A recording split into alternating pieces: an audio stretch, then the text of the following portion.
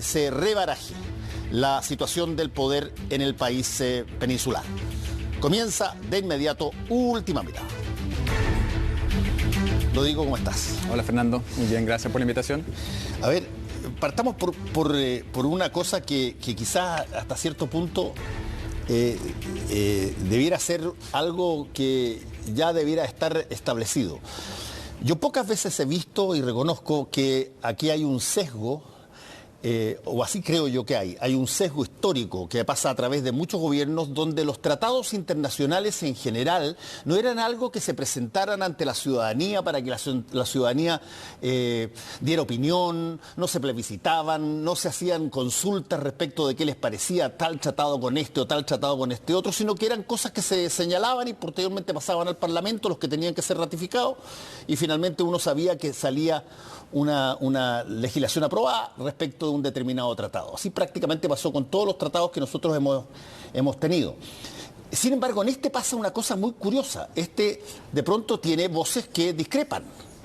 Se anuncia cuando se empieza a gestar en el gobierno de la presidenta Bachelet con Heraldo Muñoz, su ministro de Relaciones Exteriores, como algo muy importante para Chile, algo todavía había estado Estados Unidos presente, después se sale. Lo ratifica el presidente Piñera, pero lo que ocurre de nuevo, llamémoslo así, es que empiezan una serie de académicos, entendidos, etcétera, a opinar sobre esto, a encontrarle algunas fallas que no convienen para el país, y esto se viraliza por las redes sociales y empieza a ser un tema ciudadano, como no había sido, creo yo, ningún otro tema de relaciones económicas internacionales con este grado de profundidad, hasta que estamos acá porque tienes que responder a lo que una de las personas que entrevistamos la semana pasada señalaba sobre los ribetes que encontraba negativos de este TPP-11. Hay un problema comunicacional en esto para entrar. ¿No se consideró eventualmente que estábamos en una etapa donde hoy día prácticamente todo se coloca arriba de una mesa para que se comunique, se disecte, se discuta? Bueno, bienvenido que sea tema, primero que nada. ¿Y por qué bienvenido que sea tema? Porque también, además de la discusión que dices tú respecto de los tratados, que la hemos conversado con varias comisiones en el Senado y en la Cámara de Diputados, que es bueno que exista un nuevo entendimiento y un nuevo nivel de interacción entre el Congreso y el Ejecutivo respecto de estos acuerdos. Pero hay una cosa más de fondo, que es que como país no hemos tenido tampoco conciencia de lo que estamos relacionados con los temas de comercio exterior. Casi el 60% de nuestra economía se explica por el comercio exterior, y esa es una realidad que para nosotros los chilenos en el día a día pasa muy desapercibida. Y esto es un mundo que incorpora a nuestros exportadores, pero también a los importadores. Hay muchas pymes que están relacionadas con los dos flujos de comercio exterior. Y eso es algo que como país no teníamos tan presente, y yo creo que al final esta es una oportunidad para también poder hablar los temas de fondo, que es al final del día el modelo de desarrollo de Chile, que en nuestra visión, en estos últimos 30 años, ha tenido logros muy importantes. O sea, hoy día tenemos el doble de empresas que exportan respecto a las del año 90. Hemos reducido nuestra dependencia del cobre del 90 en los años 60 a menos del 50. Hemos duplicado el número de productos exportados desde que empezáramos a desarrollar esta red de hoy día 28 acuerdos de libre comercio con 64 economías. Y eso es una discusión de fondo que a mí me parece que para la sustentabilidad futura del desarrollo de Chile es bueno que la tengamos, porque es bueno que también sea abierta y transparente. Déjame hacerte una pregunta respecto a eso, porque me parece interesante lo que tú estás estableciendo como básicamente la ecuación, desde una dependencia casi omnímoda en el cobre hace algunos años a una situación. Pero te quiero preguntar por algo que alguna vez se lo escuché decir al economista Óscar Landarreche, que él decía que sí, había cambiado la matriz exportadora en términos del volumen depositado en el cobre durante mucho tiempo, pero para los efectos prácticos, y eso me gustaría preguntarte, se seguía con la misma lógica, es decir, lo que se exportaban básicamente eran productos que tú podías fundir o moler y exportar, y si bien había cambiado la variable, había más productos que vendíamos, todos seguían siendo recursos naturales, la gran mayoría de ellos, no había cambiado hacia, por ejemplo, que tú generaras un porcentaje de exportaciones chilenas de valor agregado, ni siquiera sobre los mismos productos clásicos que importábamos. Es una evolución, y la evolución de exportar solamente minerales a exportar hoy día, tener una industria, una agroindustria que en muchos aspectos es de clase mundial, ha también generado oportunidades, por ejemplo, en todo el mundo de los servicios. Hoy día tenemos proveedores de servicios y en eso no hay que acomplejarse. Este país tiene efectivamente ventajas competitivas en estas industrias, pero también ha desarrollado talento e innovación en torno a estas industrias. 1.200.000 empleos hoy día en Chile se explican por proveedores al cobre. Y esos proveedores que hoy día trabajan para compañías mineras, hoy día están prestando servicios también fuera de Chile. El 20% de los proveedores a la minería en Perú son de empresas chilenas. Y por lo tanto, si bien uno parte desde esas características de esa estructura productiva, evidentemente que existen oportunidades de poder desarrollar otros aspectos, y eso es algo que no solamente uno se lo puede imputar a los tratados, digamos, también depende de decisiones de política pública. Eso me parece que muy haya importante. que adoptar. Eso me parece muy importante, porque tú tienes toda la razón en el sentido de que montones de empresas de servicios o que trabajan para las grandes exportaciones de productos de recursos naturales se han creado. Hay una serie, te pongo un ejemplo, qué sé yo, antes el cobre, digamos, Chuquicamata, probablemente tenía la propiedad de prácticamente todos los camiones, todas las cosas. Hoy día ha tercerizado un montón de cosas, tienes un lote de proveedores en una serie de materias, pero para los efectos prácticos seguimos exportando el mismo lingote. Y las discusiones, tú las ves en cada elección presidencial, siempre sale el tema de meterle valor agregado a las cosas que nosotros creamos para que no tengamos que volver a comprársela a los chinos de vuelta al doble precio. Claro, lo que pasa es que en la medida que uno va ganando espacios en esos mercados, hoy día, por ejemplo, con el caso de la fruta, o de la agroindustria, o de la industria alimenticia, cuando el país primero ya es un proveedor confiable, conocido, que produce bienes de buena calidad, entonces uno ya en el fondo puede empezar a incorporar productos de mayor valor agregado, de alta gama, o a atacar otros nichos donde hoy día no estamos.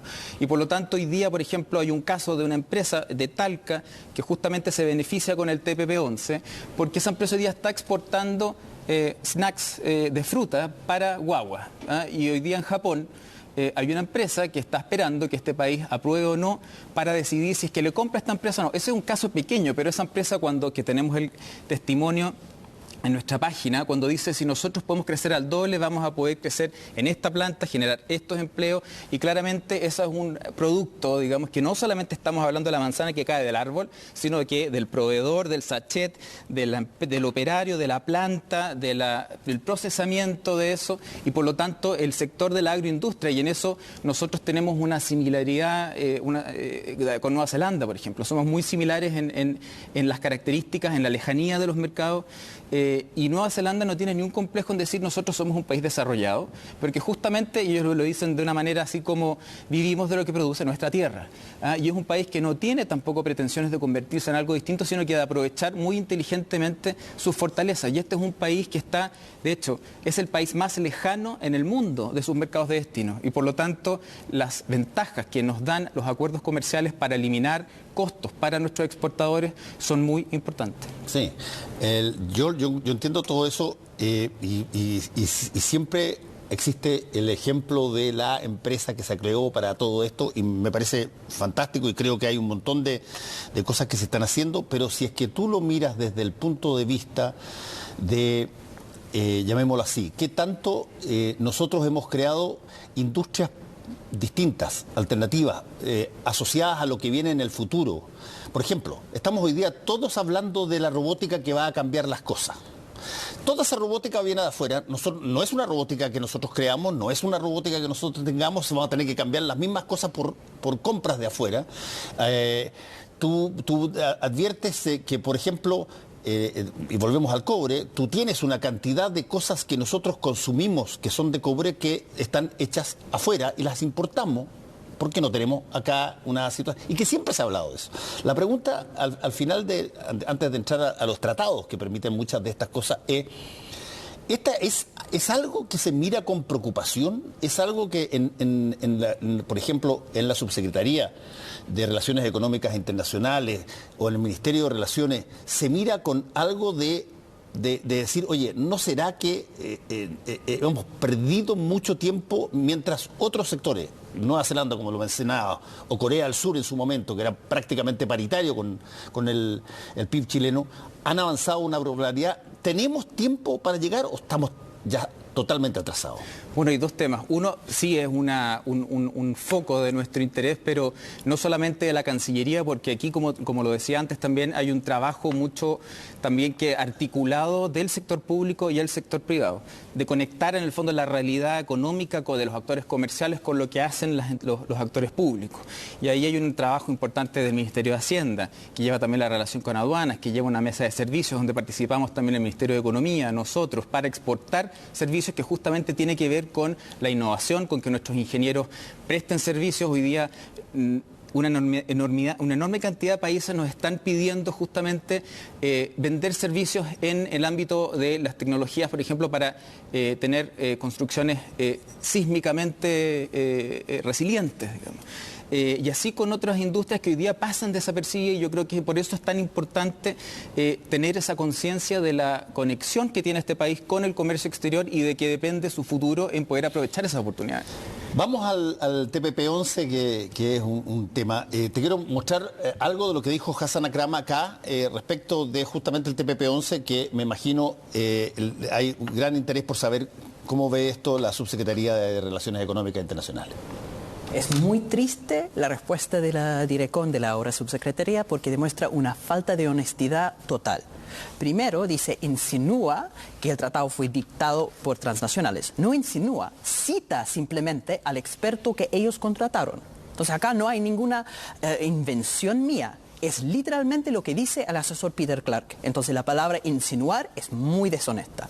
La segunda cosa es que cuando dicen que todo lo que él dijo tenía que ver con el TPP-12, con la etapa inicial. Eso es cierto, lo digo en la columna. Digo, precisamente porque eso solamente tiene que ver con la etapa inicial, hay que comparar los artículos que Peter Clark critica con lo que quedó en el acuerdo final. Entonces, si uno mira lo que dice, por ejemplo, el capítulo sobre relaciones laborales o el capítulo sobre empresas públicas, las mismas cosas que critica Peter Clark con la etapa inicial están en el acuerdo final. Entonces es muy deshonesto, están idénticas.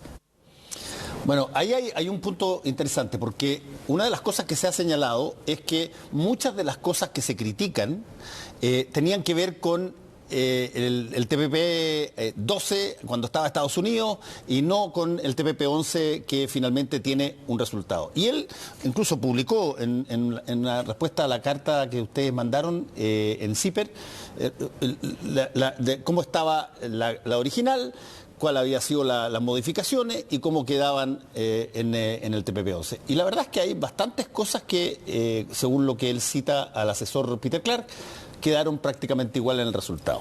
Bueno, qué bueno tener la oportunidad de poderlo contestar y con bastante precisión. ¿Y cuál es el tema y por qué nosotros decimos en esa respuesta que esa cita es parcial? Información que por de pronto nosotros como subsecretaría entregamos también transparentemente a quien la pidió, que no fue él, fue otra persona. ¿Cuál es el tema? Cuando él habla de Peter Clark y ese párrafo, eso se refiere al capítulo de propiedad intelectual, de los productos farmacéuticos.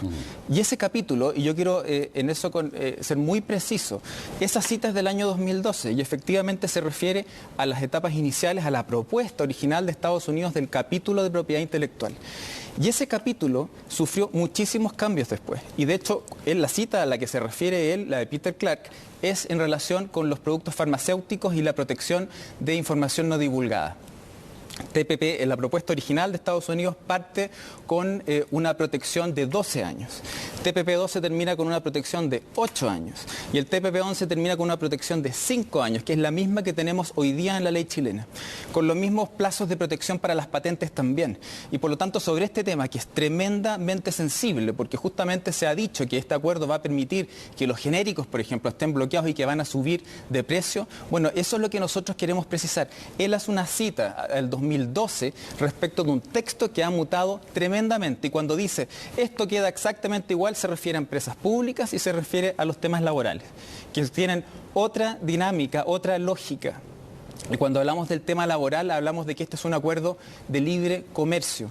Y lo que se ha dicho, se ha intentado interpretar de este acuerdo es que una supraconstitución o que va, como está definido el estándar laboral, a hacer que nosotros tengamos que desmantelar derechos laborales, y eso no es así, porque este es un acuerdo comercial que además en ese capítulo no está sujeto a solución de controversia inversionista-Estado. Entonces, cuando se dice, bueno, y se dice un caso, se cita un caso de que cuando se subió el sueldo mínimo, se bajó el sueldo mínimo, la empresa demandó al Estado. Ese es un capítulo que no está sujeto a solución de controversia inversionista-Estado y que obedece a tener un estándar mínimo. ¿Para qué? Para que países que tienen un estándar laboral inferior al chileno no envíen productos a través, o recurriendo al dumping social. Nosotros hemos sido muy claros y firmamos un protocolo con los miembros de la Comisión de Relaciones Exteriores para expresamente señalar que el capítulo laboral del TPP-11 hace que la ley laboral chilena doméstica, que es lo que dice el TPP, además el texto del acuerdo, es la que rija, y que el país no puede volver atrás respecto de su estándar, y si el país quiere subir su estándar lo puede hacer perfectamente. Déjame hacerte una pregunta, no por necesariamente lo que dice Hassan Akram, sino que de lo que dice Peter Clark. Peter Clark hace una serie de, que es asesor pagado por la Cancillería, hace una serie de prevenciones respecto de determinadas cosas, entre las cuales están lo que tú tienes toda la razón, el que dice aquí se redactaron cosas por parte de la farmacéutica. ¿Qué se hizo con esa información que entregó Peter Clark? Bueno, se usó en las negociaciones como parte de los insumos que nuestros negociadores utilizaron. Quiero ser justamente... La industria farmacéutica norteamericana se declaró decepcionada con el resultado del TPP-12. No les gustó el resultado del balance del TPP-12, que todavía quedaba en el fondo o restaba de ciertas flexibilizaciones adicionales, porque salieron 20 disposiciones una vez que sale Estados Unidos. Y si nos vamos, porque este es el tema central cuando hablamos de este capítulo, que es el tema de los genéricos. ¿Quiénes producen genéricos en Chile hoy día? Bueno, están agrupados en dos asociaciones de laboratorios. Esas dos asociaciones de laboratorios, que son quienes producen medicamentos genéricos en Chile, señalaron, y eso está en internet, no lo invento yo, que el balance final de este acuerdo fue adecuado, que los negociadores hicieron un buen trabajo resguardando los intereses de Chile para que no cambiaran las condiciones con las cuales hoy día entran genéricos al mercado, y eso permanece, y lo dicho, no se va a mover una sola coma de nuestra ley de propiedad intelectual en materia de fármacos, que es un punto muy sensible y con el que se ha lamentablemente desinformado a la gente, porque es un punto que por supuesto que es tremendamente sensible y por de pronto va en contra de las prioridades sanitarias de este gobierno además.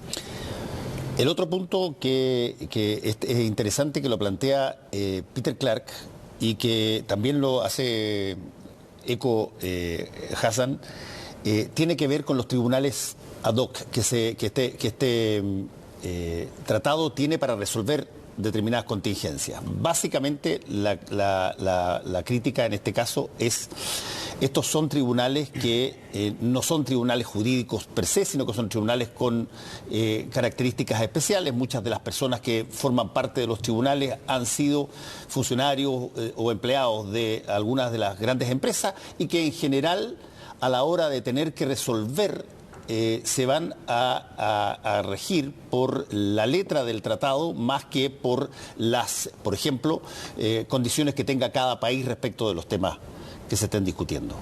Bueno, aquí no hay tribunales de fantasía, como se ha dicho. Aquí lo que hay son tres alternativas, que son las reglas que hoy día rigen para todos los acuerdos de protección de inversiones que Chile ha suscrito desde hace décadas. Y esas son las reglas del CIADI, que son las del Banco Mundial, las reglas de un CITRAL, que son las de Naciones Unidas, o las de un arbitraje ad hoc que tiene que ser acordado por el Estado y por el inversionista extranjero, pero eso está limitado al capítulo 9, básicamente, de todos los capítulos del TPP-11. Aquí a veces se mezclan los temas laborales, medioambientales, que no están sujetos a solución de controversia inversionista-Estado. Y esos son los tres mecanismos para resolver controversias, y son los que el país ha tenido en sus acuerdos de protección de inversiones desde hace, como lo decía, décadas. Por lo tanto, aquí existen innovaciones, pero existen innovaciones que son más bien resguardos adicionales respecto de lo que hoy día incluso nuestros acuerdos de protección recíproca de inversiones con otros países tienen. Cuando se dice, por ejemplo, que para mayor precisión las decisiones de política pública de un Estado pueden, aunque afecten a una inversión, no considerarse un incumplimiento a las disposiciones del capítulo 9. Y el capítulo 9 lo que establece son cosas bastante de alguna manera de sentido común, o sea, de que no se discrimine arbitrariamente, de que se mantenga en el fondo trato nacional para el inversionista extranjero, al final del día que se sea racional y no se discrimine. Y por lo tanto, en ese sentido, nosotros hemos dicho que esto no se mueve de lo que ha sido el sistema de solución inversionista o de controversia inversionista-Estado en los más de 20 acuerdos que tenemos vigentes. Y por supuesto, y esto es algo que hoy día está en revisión, es decir, se está discutiendo la reforma a las normas del CIADI, a las normas del UNCITRAL, estamos participando en eso y por supuesto que nosotros creemos, y lo hemos dicho en la comisión, de tener una discusión a nivel de país abierta respecto de cuál es el mejor sistema, pero la verdad es que el sistema como ha funcionado no ha hecho lo que en el fondo se ha dicho que va a generar el TPP-11 y muchas veces se dice que este acuerdo incorpora cosas muy nuevas pero que están la verdad desde hace más de 20 años. Déjame preguntarte, Rodrigo, sobre otro punto que ha sido foco de discusión y que tiene que ver con la salida de Estados Unidos y la potencial ingreso de Estados Unidos. Estados Unidos se salió porque, según lo que dijo el presidente Trump, esto no le significaba ningún beneficio, más o menos la misma explicación que ha señalado para retirarse de prácticamente todos los tratados. Se retiró el Pacto París, en fin, el Acuerdo de París y todo lo demás. Esto no le significa ningún tipo de beneficio extra a Estados Unidos. Ahora, pero puede volver. Podría intentar ingresar, que es lo que se ha planteado también por algunas partes. En caso de que él ingresara,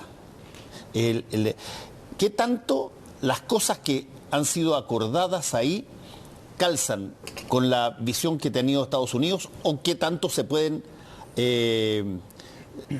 adecuar a la posibilidad de que se entre?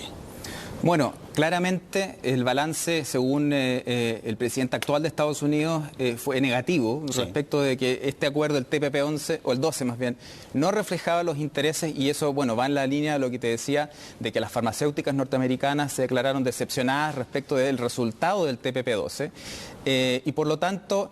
el acuerdo en el balance que tiene hoy día no recoge, porque lo he dicho de hecho hace algunos meses o recientemente el presidente Trump, de que ellos estarían disponibles para volver, solo si es que se renegocia sustancialmente el acuerdo. Pero mi pregunta básicamente es esa. Supongamos de que Estados Unidos quiere volver a entrar. ¿Qué tanto interés tienen los demás 11 de que entre si es que pone como condición renegociar determinadas cosas que le sirvan a Estados Unidos? Bueno, primero que el acuerdo como está diseñado requiere que los 11 miembros del TPP-11 unánimemente estén de acuerdo en esas modificaciones. Por lo tanto, esa renegociación tiene que ser unánime y cualquier miembro que no esté disponible hace que en el fondo el ingreso de Estados Unidos o de cualquier otro país se caiga. Y en segundo, si es que eso existe, si es que existe ese acuerdo, por ejemplo, se renegocia hipotéticamente nuevas condiciones para que ingrese a Estados Unidos u otro país, esas nuevas condiciones tienen que ir, en el caso de Chile, al Congreso Nacional y ser aprobadas como si fuese un nuevo acuerdo, y eso lo hemos dicho también en cada una de las comisiones, está en el protocolo y por lo tanto aquí no es que revivan las normas que fueron dejadas sin efecto cuando Estados Unidos salió. Y aquí existe un balance que esta administración pone en expectativas que yo creo que no es posible cumplir entre los 9 países del TPP-11. Una de las cosas interesantes que ha pasado con este tratado, y lo conversamos un poco antes de partir, y yo lo dije al comenzar, es que debe ser de todos los tratados que yo recuerdo comerciales entre países, el tratado que ha tenido mayor discusión, con conocimiento o sin conocimiento, con información o sin información, pero que ha tenido mayor cantidad de información y viralización en la prensa. De hecho, se hizo un plebiscito respecto a ese plebiscito por las redes sociales y generó más de 520.000 respuestas. Ha estado en la petición de montones de movimientos sociales, incluso los estudiantes del Instituto Nacional tienen puesto ahí, entre otras cosas, no al TPP-11. El hecho que sea una cosa que dejó de ser de expertos encerrados en ministerios o en empresas, no amerita que esto sea una cosa que se disemine más, que estos documentos que tú tienes acá y que los entregas sean conocidos mucho más abiertamente, haya una discusión abierta no solamente a nivel del Parlamento, sino que también de la ciudadanía respecto de esto? No, por supuesto, y como lo decía antes, para que esto sea sustentable, porque nosotros creemos que esto ha sido bueno para Chile y tiene que seguir siendo bueno para Chile en el futuro. Y en eso necesitamos, por supuesto, que también la sociedad civil tenga una conciencia y un conocimiento mayor de qué significa el comercio exterior y de qué significan estos acuerdos. Y por lo tanto, y por eso yo rescato mucho lo que se acordó en ese protocolo, porque genera un nuevo estándar, una nueva etapa en justamente la discusión de estos acuerdos con el Congreso. Este es el primer acuerdo que se va a evaluar en sus impactos respecto justamente de cómo beneficia a las pymes, a las mujeres en el comercio, a los pueblos originarios, al desarrollo económico regional. ¿Cómo se va a evaluar? Lo vamos a hacer juntos con Nueva Zelanda, con Canadá. Nosotros tenemos un grupo que se llama Inclusive Trade Action Group. Vamos a tener una metodología común para medir eso en 3 años más desde que entre en vigencia. Y es el primer acuerdo de libre comercio de Chile que cuenta con este compromiso. Y eso se suma a los otros también compromisos que quedamos de presentar justamente en 6 meses más al Congreso respecto de cómo vamos a informar respecto de las negociaciones en curso, de las nuevas negociaciones al Congreso para tener en el fondo ese insumo para las negociaciones de una manera revisada, pero también justamente de cómo promover políticas para poder aprovechar mejor estos acuerdos, porque hoy día también en un contexto, como lo decías tú, de economía digital, hay toda una dimensión también de aprovechar las ventajas o las oportunidades del comercio exterior en ese mundo, en esas plataformas. Hoy día las pymes pueden hacer negocios directamente con sus clientes al otro lado del Pacífico. Y el tema del intermediario, de vender a la exportadora, hoy día está sufriendo un cambio importante. Y el que seamos exitosos, justamente que las pymes, que este acuerdo tiene un capítulo específico para las pymes, la puedan aprovechar, va a depender de cómo nosotros tengamos un esfuerzo estructurado, coordinado, desde el sector público y no solamente de la Cancillería, sino que todos los otros ministerios que tienen que ver, pero también con el sector privado y un acercamiento renovado también a la sociedad civil. Hay estudios, Rodrigo, respecto de qué potencialmente significa esto y cuándo empieza a tener beneficio en términos económicos para Chile? Bueno, hoy día este acuerdo está en vigencia, entró en vigencia para 7 países el 30 de diciembre del año pasado y lo que hemos visto es que las exportaciones de productos de beneficiados o que se beneficiarían por el TPP-11 han caído a razón de 69 millones de dólares por mes. Eso significa, primero 6 meses... Han caído, dice. Han caído. Ahora, eso...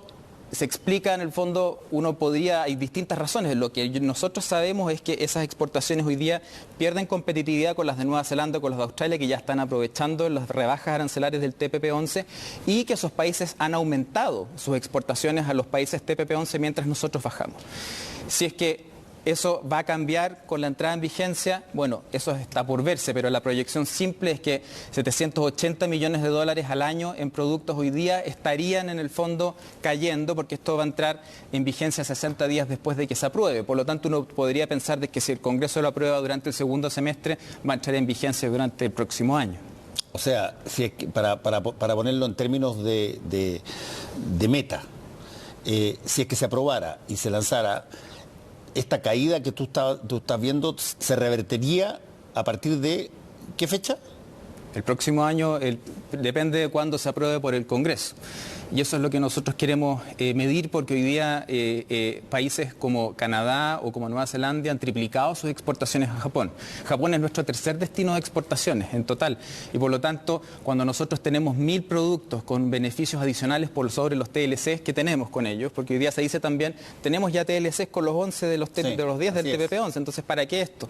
Bueno, que hay 3000 productos que ganan arancelariamente una preferencia versus los TLCs que tenemos hoy.